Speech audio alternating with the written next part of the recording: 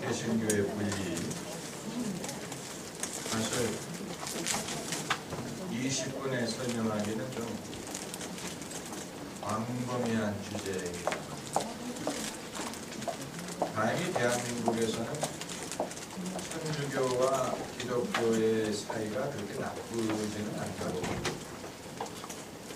우리가 알고 있는 유명 인사 중에도 카톨릭 신자들이 많습니다.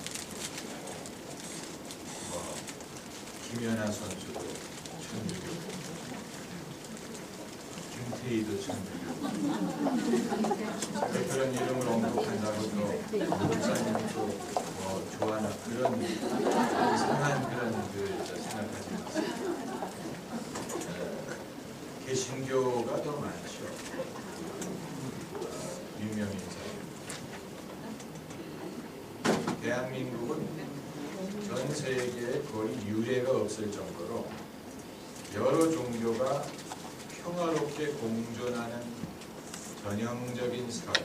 전 그게 참 축복이라고 봅니다.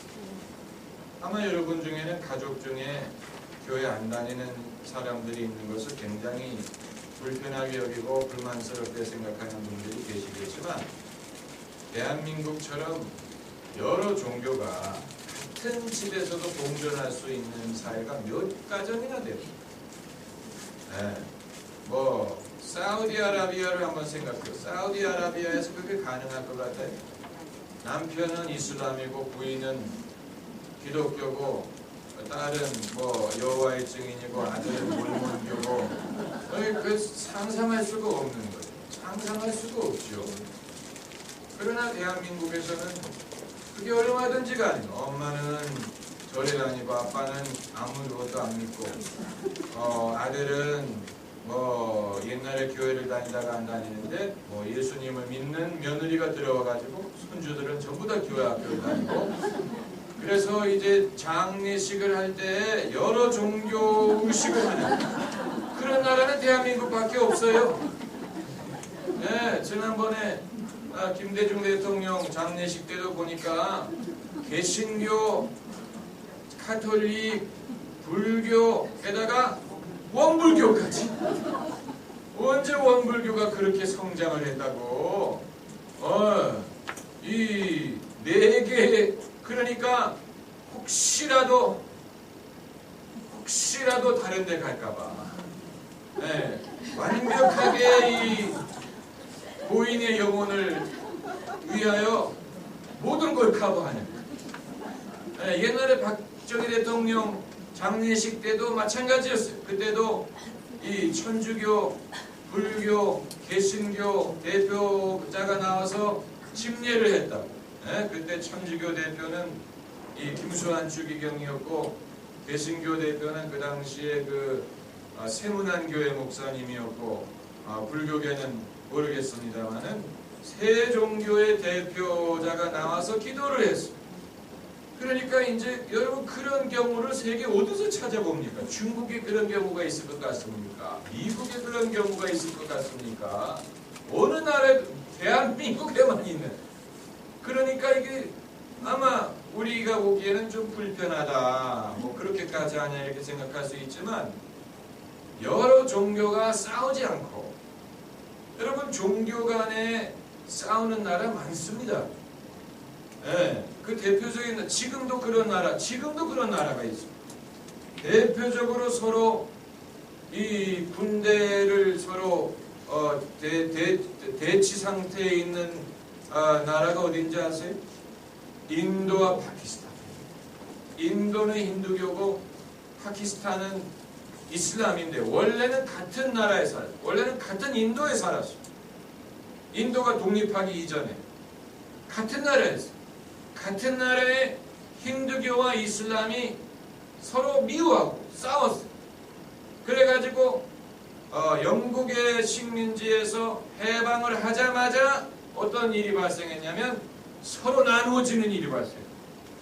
그래서 이슬람교도들은 따로 모여가지고 파키스탄이라는 국가를 만들었고 힌두교는 인도에 남고 그래가지고 서로 핵무기를 가지고 대치하는 대표적인 두 개 나라가 인도와 파키스탄. 둘 다 핵무기를 갖고 있어요. 예, 그들이 핵무기를 갖고 있는 이유는 서로를 견제하기 때문에. 예, 가끔 서로 대포도 서로 교환하고 그래요. 예, 심심하면 서로 상대방의 대포를 쏴요. 그러니까 종교의 차이점 때문에 전쟁을 벌이는, 그것뿐만이 아니에요. 종교 차이로 전쟁하는 또 다른 나라가 어디입니까? 코소보, 유고슬라비아가, 그러니까 항상 우리가 저 동전의 양면이 있어요. 인도가 당연히 독립을 해야 되지만 독립을 하고 나니까 그런 일이 발생을 하는 거죠. 네. 유고슬라비아도 티토가 살아있는 동안에는 국가를 하나로 붙들었다가 티토가 죽고 나니까 서로 삼불오연되기 시작해가지고 거기에도 기독교인들과 이슬람의 앙금이 깊어요. 그 앙금이 수백 년 전으로 거슬러 올라가요. 그래가지고 내전이 발발했죠. 서로 죽이고, 코소보, 보스니아, 헤르스코비나, 이게 전부 다 이제 그 민족의 차이도 있지만 종교적인 차이가 전쟁을 불러일으키는 거예요. 전쟁. 그리고 또 종교 간에 전쟁을 한 또 다른 나라가 어디입니까? 이라크와 이란. 이라크와 이란은 같은 이슬람인데 서로 다른 종류의 이슬람. 하나는 시아이트고 하나는 순이에요. 그 차이가 뭐냐? 저도 잘 모르겠어요. 차이가 있어요. 네. 순이 이슬람과 시아이트 이슬람이 달라요. 이라크는 순이, 이란은 시아이트. 서로 미워해요. 같은 이슬람인데 서로 전쟁하지 않았습니까? 사담 후세인이 대통령으로 있을 때 독가스까지 사용했죠. 엄청나게 서로 미워하고 싸웠어요. 종교의 차이입니다. 그리고 이제 같은 그 기독교권 안에서 서로 종교 차이로 전쟁한 데가 어디입니까? 북아일랜드. 이것은 이제 부교와 신교 사이에. 네, 아일랜드는 카톨릭을 믿고 영국은 신교 나라고, 영국의 이제 그 지도가 이렇게 이 정도 이렇게 됐다 그러면 여기가 잉글랜드고 여기가 북쪽이 스코틀랜드고 이 서쪽이 웨일즈라고 하죠. 이게 이제 아일랜드인데 여기가 북아일랜드. 북아일랜드는 영국의 영토. 이건 아일랜드. 에이레라고도 하죠. 에이레. 그런데 이제 북아일랜드에는 카톨릭 신자와 개신교가 섞여 사는데 이들이 서로 전쟁을 합니다. 네. 그러니까 참 역사적인 갈등도 있었지만 종교의 갈등이라는 것이 이처럼 무서운 것입니다. 그것을 고려했을 때 대한민국은 완전히 종교의 천국이에요. 대한민국처럼 같은 동네에 수십 개의 개신교회가 난리를 파는 나라는 없어요. 세계 어디 나라에 가도 그런 거. 세계 어디를 가도 같은 블락에 우리 동네를 비롯해서 한 상가의 건물에 교회가 두세 개 있어가지고 주일날 안내위원이 나와가지고 우리 교회 와보시라고, 우리 교회 와보시라고 교인들 데려가려고 서로 난리 벌이는 나라는 대한민국밖에 없어. 그런 나라는 영국에도 그런 거 프랑스에도 못 받고 이탈리아에서도 못 받고 남아메리카에서도 못 받고 그런 건 어디서도 못 받어. 대한민국에만 벌어지는 현상. 종교의 천국이 종교의 천국. 누구든지 교회를 세울 수 있어. 누구든지 신학교를 갈 수 있어. 신학교가 안 받아주면 새로 만들면 돼. 새로 만든 신학교 많아요. 전부 다 장로교. 전부 다 태양예수교 장로. 근데 이걸 우리가 나쁘게만 볼 수가 없는 것이 이 종교의 자유가 그만큼 많다는 것을 보여주고 선택권이 많다는 것을 보여주고 뭐 대한민국의 크리스찬들은 참 행복해요. 왜냐하면 선택할 교회가 많아요. 뭐 이 교회가 조금 부족하다 싶으면 저 교회로 가면 돼요. 네, 뭐 더 프로그램이 좋은 교회, 뭐 주차장이 더 넓은 교회, 뭐 더 설교가 마음에 들어오는 교회, 뭐 같은 고향 사람들이 모이는 교회, 뭐 선택권이 많아요. 그런데 외국은 그렇지 않습니다. 천주교에서는 상상도 못하고, 천주교에서는 집이 대치동이면 대치동 성당 나가는 거고, 집이 잠원동이면 잠원동 성당을 나가야지. 만약에 용산에 사는 성도가 분당에 있는 성당을 나간다? 그건 그러면 안 돼요. 그건 질서를 어기는 거예요. 저는 그런 면에서 카톨릭이 부럽습니다. 카톨릭이 참 이 질서정연하고, 개신교는 도대체 한 동네에 교회가 몇 개가 들어와 가지고 얼마나 비효율적입니까? 그 부동산이 차지하는 비용, 주차, 뭐 인건비, 중복되는 서비스, 뭐 얼마나 그 허비가 많습니까? 카톨릭은 뭐 한 동네에 성당 하나, 그리고 좀 인구가 많을 것 같으면 뭐 2개 정도, 그래서 압구정 1성당, 압구정 2성당, 뭐 이렇게 얼마나 이 효율적이. 그렇다고 해서 개신교와 카톨릭의 숫자가 뭐 엄청나게 차이가 나느냐? 그것도 아니에요. 그러니까 개신교가 좀 그런 면으로 거품이 많다고 볼 수가 있습니다만은, 우리가 이 부정적인 면만 볼 게 아니고, 이 여러 종교가 서로 싸우지 않고 공존할 수 있다는 것은 그건 대단한 일이고 감사할 일이에요. 부부가 서로 종교가 다른데도 서로 싸우지 않고 적당히 서로 눈치를 봐가면서, 이 남편이 가끔 교회로 왔다가 그 대가로 부인이 제사도 드려줬다가, 시어머니 오실 때는 성경책도 좀 숨겨놨다가, 시어머니 앞에서는 교회 갑니다 라고 말했다가, 그렇게 교회가 아니고 교회를 가자고 이렇게 한다든가, 그러면 넘어가지고, 이 실제로 있는 일, 얼마나 참 놀라운 일입니까? 이 대단한 일이에요. 대단한 일. 한국 사람들은 이 정치적인 차이 때문에는 정말 싸우지만, 종교적인 차이는 그런가 보다 하고 넘어가고, 그런 면이 있습니다. 카톨릭과 개신교의 분리, 이 종교 개혁을 말할 수밖에 없습니다. 카톨릭과 개신교의 분리는 종교 개혁에서 비롯됐습니다. The Reformation.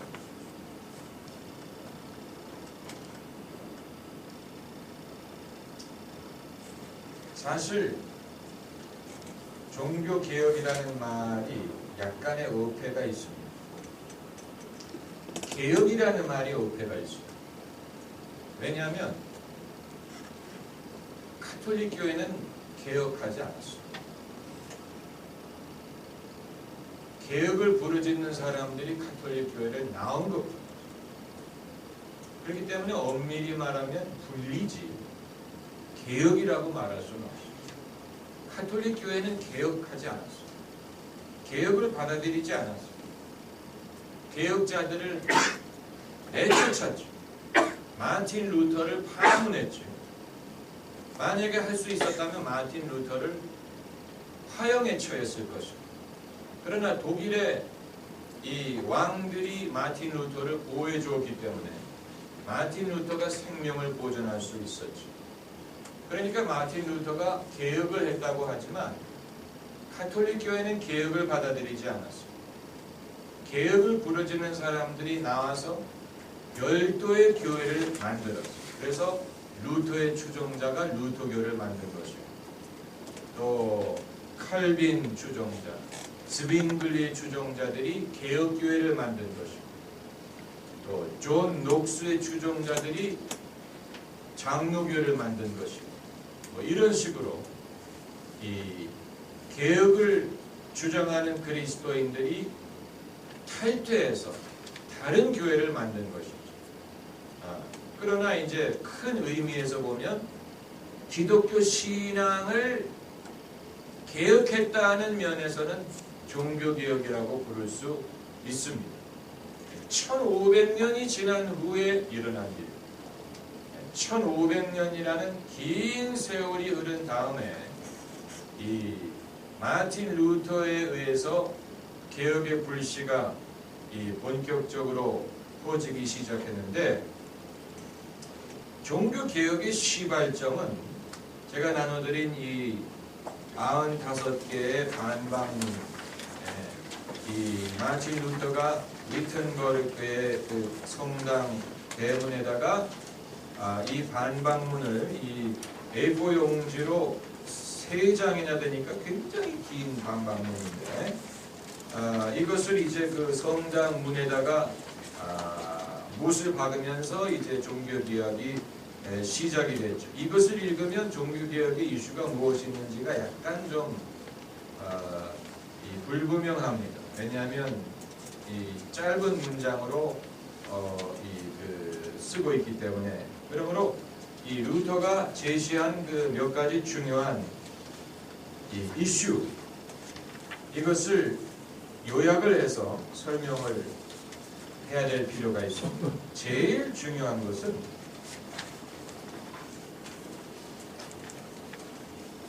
복음이 무엇이고 복음이 무엇인가를 누가 정하고 복음의 기준을 어디서 찾느냐 하는, 이게 제일 핵심적인 것입니다. 사람이 어떻게 구원을 받고 구원을 받으려면 어떻게 해야 되고 이 진리의 기준이 어디에 있느냐 하는 모든 문제가 바로 여기에 함축되어 있습니다. 복음, 가스펠. 복음이 무엇이고 복음이 무엇인가를 누가 정하고 어떻게 알 수 있느냐. 마틴 루터가 이것을 제시하기 이전에는 카톨릭은 뭐라고 가르쳤냐면, 복음은 이퀄 교회, 이퀄 교황, 이것이 중세 카톨릭의 공식이었습니다.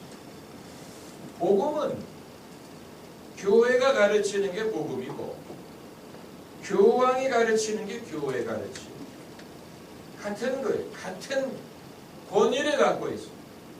복음과 교회는 같은 권위를 갖고 있고, 교회는 교황에 의해서 교황이 권위를 갖고 있습니다. 그러니까 천국에 가려면 어떻게 하느냐? 교회가 가르치는 것만 잘 따르면 돼. 교회가 뭐 이거 하라 하면 그거 하면 돼.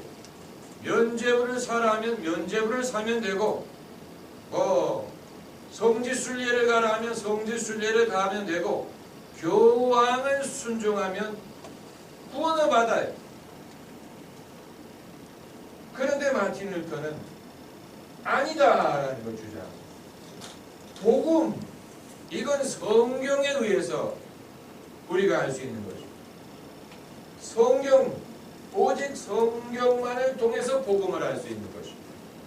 만약에 교회가 성경 말씀에 어긋나는 일을 하면 교회를 얼마든지 비판할 수 있다. 교회가 틀릴 수 있다. 교황도 틀릴 수 있다. 교회 말을 순종한다고 구원받는 게 아니다. 복음을 믿고 복음을 받아들여야지 구원을 받는다. 오늘날 우리가 보기에는 굉장히 당연한 것 같은데, 그 당시에는 이게 혁신적인 거예요. 그리고 카톨릭 교회는 이 마틴 루터의 말을 받아들이기를 거절했죠.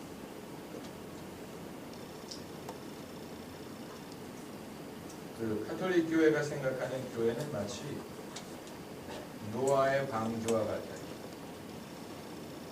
방주를 타면 무조건 구원을 받는다. 가톨릭 교회에 속하는 것 자체로 구원을 받아. 가톨릭 교회 안에 있으면 구원을 받아. 밖에 나가면 죽어. 그런 식의 교회, 그런 식의 구원론이 아니라는, 교회에 탔다고 구원을 받는 게 아니고 예수 그리스도를 믿어야 구원을 받는다. 그래서 이 개혁신앙을 개혁신앙의 그 신앙을 대표하는 몇 가지 라틴어 구절이 있습니다. 첫째가 솔라 피데, 이 말은 라틴어로 오직 믿음입니다. 오직 믿음. 믿음 이외에 다른 것으로 구원받을 수 없다. 그리고 솔라 스크립추라, 오직 성경. 성경의 권위에 맞먹을 만한 것은 아무것도 없다. 교회도, 전통도, 교황도, 성직자도, 신부도, 목사도, 선지자도, 어떤 누구도 성경의 권위에 필적할 만한 권한을 갖고 있는 사람은 아무도 없다. 그리고 세 번째가 솔라 그라티아, 오직 은혜라는 것. 오직 은혜. 사람은 오직 은혜로 구원을 받는 것이지 자신의 행함을 통해서 보험을 쌓는 것이 아니다. 사람이 좋은 일을 많이 해서 공적을 쌓아서 포인트를 얻고 점수를 얻어서 의로워지는 게 아니고, 사람이 하나님의 백성이 되는 유일한 길은 하나님이 주시는, 거저 주시는 선물, 즉 은혜로 말미암는다. 오늘날 우리는 당연하게 생각하는 것인데, 500년이 지난 지금 대한민국 교회가 과연 이 원칙을 지키고 있는지는 의문점이 있습니다. 500년이 지난 지금 대한민국의 개신교도 개혁을 해야 된다고 주장하는 사람들은 이런 원칙을 놓고 봤을 때, 예컨대 성경 이외의 사람들이 주장하는 것들이 있습니다. 꿈, 환상, 신비, 자신의 의견, 경험, 이런 것을 마치 성경 말씀과 같은 이 권위를 가진 것으로 주장하는 사람들이 얼마나 많은지 몰라요. 여러분, 목사가 성경을 가르치면 사람들이 좋습니다. 근데 목사가 지난밤에 꿈 얘기하면 교인들이 눈이 커져가지고 이렇게 됐어요. 그 자체가 뭘 보여주는 거예요? 이 원칙에서 벗어나는, 무슨 꿈을 꿨다고, 무슨 계시를 받았다고, 왜 강단에서 하나님의 말씀이 아닌 자신의 주관적인 경험을 가르치려고 합니다. 네? 그런데 사람들은 그걸 오히려 더 신기하게 생각하고, 누가 환상을 봤다, 내가 환상에서 예수님을 봤다, 천국을 봤다, 그러면 사람들이 미어 터져요. 그거 들으려고. 시간이 지나고 보면 하나도 안 나와. 그때 내가 왜 그것을 좋아했던가 하나도 안 나와. 근데 사람들이 뭔가 성경 말씀 이후에 뭔가 더 직접적인 어떤 계시가 있을까 해서 그런 것을 찾는데, 바로 그러한 사람들의 어떤 그 미신적인 종교관이 중세 가톨릭 교회의 타락을 부추긴 것입니다. 사는 사람이 있어야 팔 수가 있는, 사는 사람이 없으면 팔 수가 없어요. 교인들이 장단을 맞춰주기 때문에 교회가 잘못된 가르침을 전합니다. 사람들이 미신적인 속성을 갖고 있기 때문에 교회가 미신을 전합니다. 서로 죽이 맞아야지 이게 되는. 그러니까 개혁이라는 것은 목회자들 세계에서만 일어나서 되는 게 아니고 평신도들 간에도 개혁이 일어나야 개혁이 가능해지는. 목회자들만이 우리가 각성하자 해서 개혁이 이루어질 수 있는 게 아니에요. 대다수의 이 대중이 기독교인들이 여전히 미신적이고 여전히 기복신앙을 추구하고 여전히 신비주의적인 신앙을 선호하는 한은 목사들이 교인이 좋아하는 것을 따라갈 수밖에 없어요. 왜냐하면 그래야 교인들이 교회에 오고 예배 시간에 안 빠지고 헌금을 하고 충성을 하고 그러니까 교인들이 원하는 것을 따라갈 수밖에 없죠. 그게 아니고 목사가 독야청청하면 근데 교인들이 안 와. 교인들이 다른 데로 가. 저 교회는 뭐 축복을 많이 가르친데다가 그걸로 몰려가요. 그러니까 독야청청하려도 목사님이 우리도 축복 성회하자. 우리도 뭐 하자 이런 식으로. 그렇게 될 수밖에 없는 거예요. 무슨 말인지 아시겠죠? 그리고 오직 은혜. 과연 대한민국의 교회가 오직 은혜를 가르치느냐. 은혜라는 말은 많이 쓰고 딸 이름을 은혜로 짓는 것까지는 하는데 실제로는 행함을 강조하는 교회가 더 많아요. 행함, 충성, 헌금, 이런 거를 그래야 축복받는다고. 여러분 이런 말 들어보셨죠? 구원은 은혜로 받지만 축복은 행함으로 받는다. 들어보셨어요? 그 말은 그럼 이제 행함 쪽으로 가자는 얘기예요. 왜냐하면 우리가 다 구원을 받았는데 이제 우리가 필요한 건 축복이거든. 이제는 축복을 받아야 되죠. 그렇기 때문에 이제는 행함 쪽으로 갈 수밖에 없어. 아주 이상한 논리가 아주 이상한 논리. 빨리 하도록 합시다. 그래서 이제 첫 번째 이슈가 복음이 어디에 있느냐? 복음을 어떻게 알 수 있느냐? 마틴 루터가 결론을 내린 것은 의인은 믿음으로 말미암아 살리라. 로마서에 있는 하박국에 있는 말씀이고 로마서에 있는 말씀. 오직 의인은 믿음으로 말미암아 살리라. 여기에서 그가 해답을 합니다. 믿음 이외에 다른 것이 없다. 면죄부 무슨 교황 무슨 교권 무슨 이런 것이 아닌 믿음으로만이 의롭다함을 얻는다. 이게 이제 첫 번째고 두 번째는 여기에서 이제 파생된 것으로 교회에 대한 것. 첫 번째는 복음에 대한 것이었고 두 번째는 교회에 대한 것인데 교회가 사람의 믿음과 회개가 수반되지 않는 상황에서 교회가 죄사함을 나눠줄 수 없다. 교회가 임의로 내 죄사함을 받았느니라 라고 죄사함을 뿌릴 수 없다는 사람의 믿음과 회개가 수반되지 않는 상황에서 교회가 자기의 권한으로 또 죄사함 받았다 라고 선포할 수 있는 권한이 없다. 우리가 성경 구절을 찾아봐야 됩니다. 마태복음 16장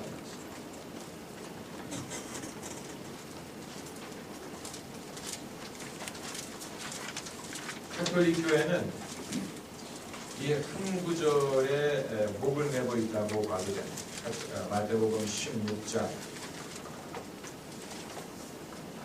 18절부터 보시면 이 베드로가 예수 그리스도에 대한 신앙을 고백하는 장면, 시간이 없기 때문에 다 못 읽어요.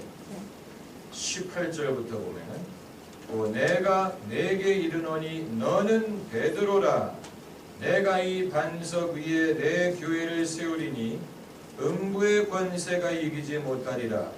내가 천국 열쇠를 내게 주리니 내가 땅에서 무엇이든지 매면 하늘에서도 매일 것이요 내가 땅에서 무엇이든지 풀면 하늘에서도 풀리라. 가톨릭 교회의 교황 제도. 가톨릭 교회가 이 죄사함을 임의로 선포할 수 있다는 교리, 또 교황의 권세, 또 교황이 베드로의 후계자라는 설, 이 모든 것이 이 한 구절에서 비롯됐다고 보면 돼.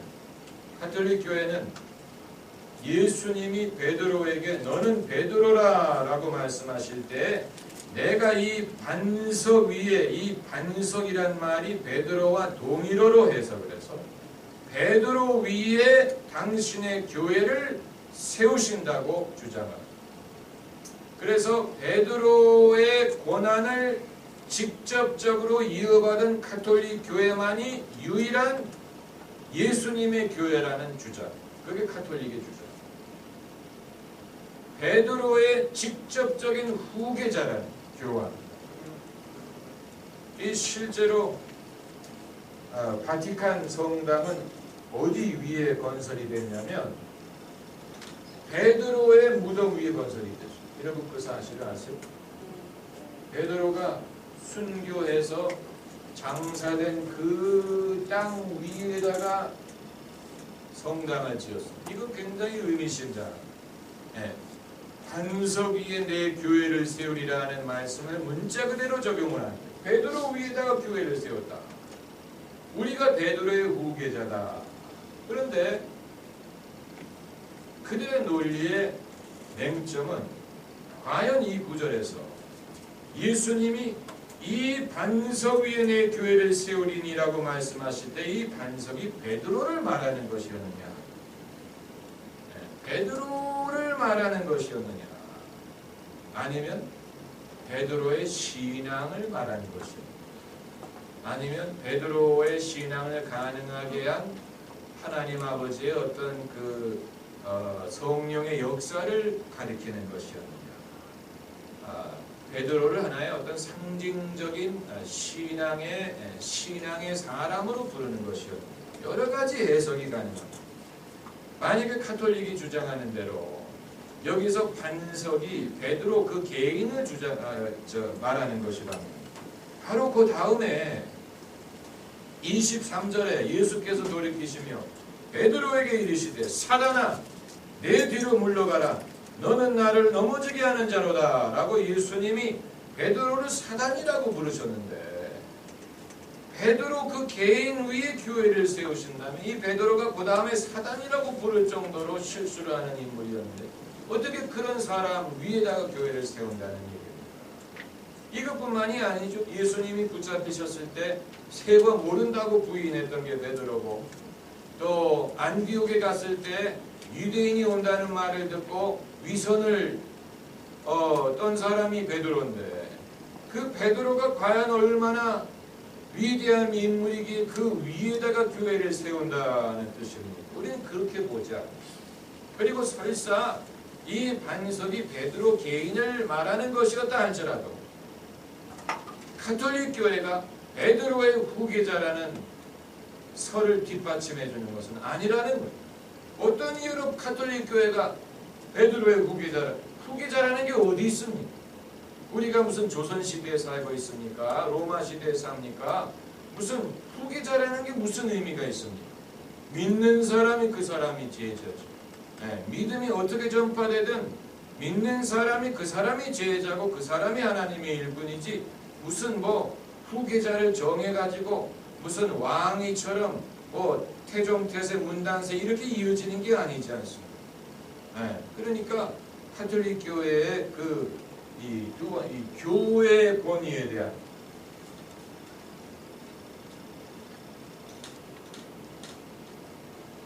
믿음이 없는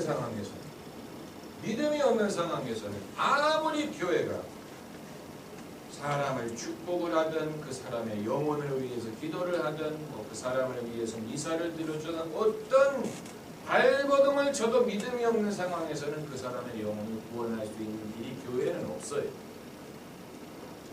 교회가 그럴 권한이 없어요. 그 영혼을 긍휼히 여길 수 있는 권한을 가진 분은 하나님밖에 없어요. 하나님이 믿음이 없이 죽은 사람에게 긍휼을 베풀면 긍휼을 베풀어요. 그러나 교회가 그를 위해서 구원을 얻을 수 있도록 해줄 수 있는 것은 아무것도 없어요. 사실 있으면 좋겠어요. 있으면 얼마나 좋겠어. 왜냐하면 교인들 중에 가족이 돌아가셨는데 예수 안 믿고 돌아가시는 경우가 있어.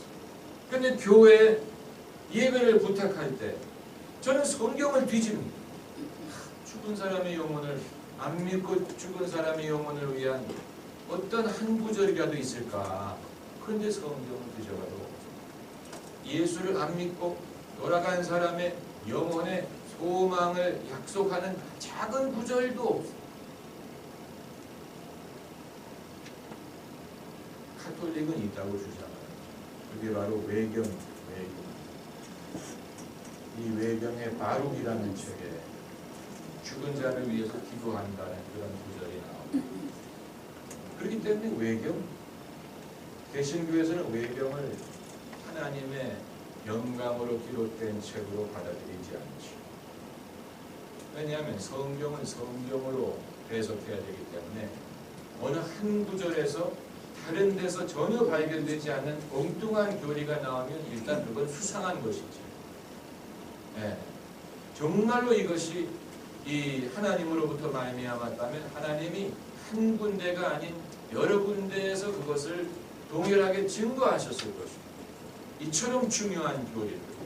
그렇기 때문에 카톨릭은 죽은 자의 영혼을 위해서 기도하죠. 개신교는 죽은 자의 영혼을 위해서 기도하지 않습니다. 적어도 공식적으로. 개인적으로 하는 자유. 만약에 여러분이 누가 돌아가셨는데 하나님 우리 할머니의 영혼을 불쌍히 여겨주고 그건 자유. 얼마든지 그렇게 해도 돼. 그러나 교회가 공식적으로 그렇게 하고 있습니다. 왜냐하면 성경 어디에도 그게 등장하지 않아요. 긍휼을 여기신다면 하나님이 여기시고 예수님이 긍휼을 여기실 수 있어요. 이 예수 안 믿는 사람도 소망이 있을 수 있지 않겠느냐라고 생각하게 만드는 구절이 없는 건 아니에요. 있어요. 하나. 보라, 세상 죄를 지고 가는 하나님의 어린 양이로다. 믿는 자의 죄를 지고 갔다고 하지 않고 세상 죄를 지고 가는 하나님의 어린 양이라고 했기 때문에 이론적으로는 모든 사람의 죄값을 예수님이 다 담당하셨다고 봐도 무난합니다. 예수님의 십자가의 피는 아담 이후에 모든 죄인의 죄값을 다 치루었기 때문에 누구든지 예수님을 믿으면 구원을 받을 수가 있습니다. 무슨 말인지 아시겠죠?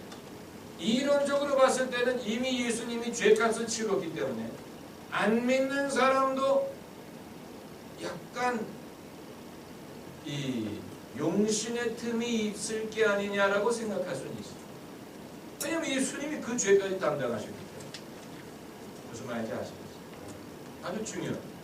그러나 성경에는 믿고 세례를 받는 자는 구원을 받을 것이고 믿음을 받고 믿는 자는 멸망치 않고 그렇기 때문에 이제 한 구절만 가지고 우리가 이론을 만들 수 없다는 게 바로 그런 것입니다. 네, 그냥 10초 안에 그 이외의 주제들 수도원 개혁, 성물 숭배, 성자 숭배, 순례, 진혼 미사. 진혼 미사가 바로 죽은 사람의 영혼을 위한 미사. 또 교역자의 독신 제도, 그리고 라틴 미사, 그리고 미사 그 자체. 마틴 루터 개혁자들이 미사 자체를 부인했죠. 다시 말하면 그 떡과 포도주가 예수님의 실제 살과 피가 아니라는, 그걸 먹는 것 자체가 어떤 구원을 주지 않는다는, 미사, 우리가 성찬식이라고 부르지 미사라는 말을 쓰지 않아요. 또 성경의 정경, 외경을 제외시킨 거, 이런 모든 것이 이제 마틴 루터의 개혁에 의한 것이고, 종교개혁은 루터에 의해서만 이루어진 게 아니고 그 이후의 개혁자들이 있어요. 즈빙글리, 스위스의 즈빙글리, 프랑스의 칼빈, 그리고 스코틀랜드의 녹스, 그 이후에 이제 여러 개혁자들에 의해서 개혁이 진행이 됐고, 그 이 개혁의 전통을 우리가 이어받아서 오늘날 우리가 개신교인으로 신앙을 갖고 있는 것입니다. 오늘 강의는 여기까지 하겠습니다. 질문이 있으십니까?